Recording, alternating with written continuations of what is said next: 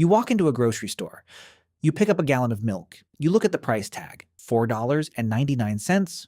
You assume that is what the milk actually costs. You are completely wrong. The concept of a fixed price is dead. It has been quietly replaced by a financial matrix designed to find your exact breaking point.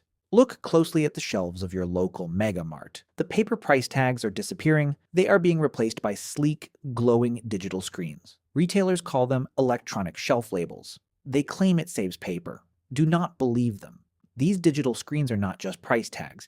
They are the frontline weapons of the algorithmic surveillance economy. These screens are connected to a high-frequency artificial intelligence system. This system does not set the price based on what the product is worth. It sets the price based on exactly how much it calculates you can be forced to pay in that exact second. Welcome to the era of surge pricing. The algorithm tracks everything: the weather outside, the exact time of day, the foot traffic in the aisles.